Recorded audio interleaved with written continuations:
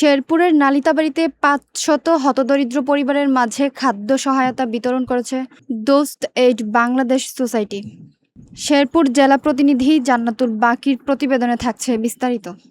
আজ শনিবার সকালে তারাগঞ্জ সরকারি পাইলট উচ্চ বিদ্যালয় মাঠে আয়োজিত এ কর্মসূচিকে ঘিরে উৎসবমুখর পরিবেশ সৃষ্টি হয়। প্রতিটি পরিবারকে প্রায় ৪৫ কেজি ওজনের খাদ্য প্যাকেট দেওয়া হয়, যেখানে ছিল চাল, ডাল, তেল, আলু, পেঁয়াজ, লবণসহ নিত্য প্রয়োজনীয় সামগ্রী। অনুষ্ঠানে প্রধান অতিথি ছিলেন উপজেলা নির্বাহী কর্মকর্তা ফারজানা আক্তার ববি। সভাপতিত্ব করেন দোস্ত এইডের head of accounts and admin Kohinoor Alam Chowdhury. বিশেষ অতিথি হিসেবে উপস্থিত ছিলেন উন্নয়ন ফোরামের চেয়ারম্যান গোলাম কিবরিয়া ভীতি, দারুল ইসলাম ট্রাস্টের সভাপতি মাওলানা আফসার উদ্দিন সহ স্থানীয় শিক্ষক, সাংবাদিক ও জনপ্রতিনিধিরা। আমি নালিতাবাড়ি নকলাবাসীর কাছে আমি দোয়া চাই যেন আপনাদের পাশে দাঁড়াতে পারি।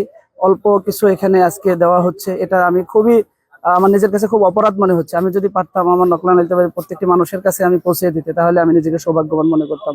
যাদেরকে আমি পৌঁছাইতে পারি নাই, আপনারা দোয়া করবেন আল্লাহ রাব্বুল আলামিন যেন আমাকে সেই স্বপ্ন বাস্তবায়নের তৌফিক দেয় যে আমি আপনাদের ঘরে ঘরে যেন আমি এগুলি পৌঁছে দিতে পারি এবং আপনাদের পাশে থেকে আমি যেন আমার নিজের পরিচয় তুলে ধরতে পারি একজন সমাজসেবী হিসেবে, একজন সমাজকর্মী হিসেবে। প্রধান অতিথি ইউএনও ফারজানা আক্তার ববি বলেন, অসহায় মানুষের পাশে দাঁড়ানো শুধু সামাজিক দায়বদ্ধতা নয়, বরং মানবিক দায়িত্বও।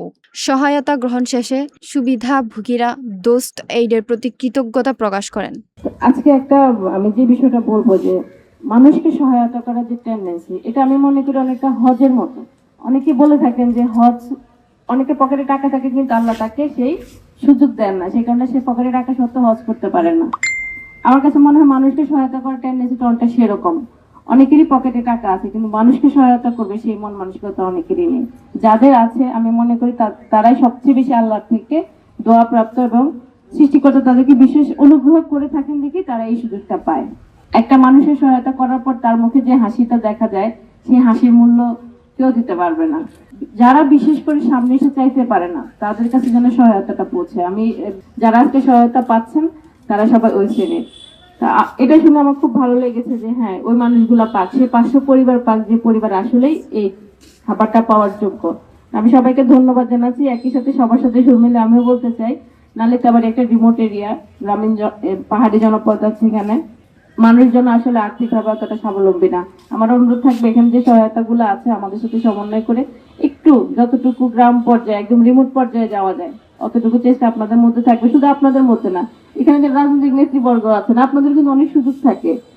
আমার তো মাঝে মাঝে মনে হয় নির্বাচনী প্রচারণা হওয়া উচিত ভালো কাজের উপর নির্ভর করে, যে কে কত ভালো কাজ করলেন, কে কত রাস্তাঘাটে সহায়তা করলেন। ইভেন স্বেচ্ছাসেবক টিম আছে,